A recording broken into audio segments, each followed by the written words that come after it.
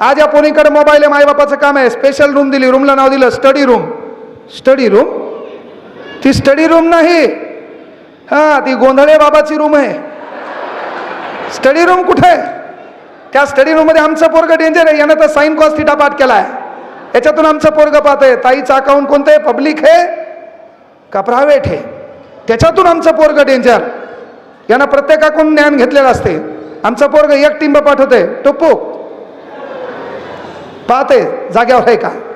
आमची ताई रिप्लाय देत नाही, आमचं पोरग डेंजर, 2 टिंब टुपूक टुपूक. आमची ताई रिप्लाय देत नाही, आमचं पोरग सफलता एक चुनौती है उसका स्वीकार करो, क्या कमी रह गई देखो और उसका स्वीकार करो.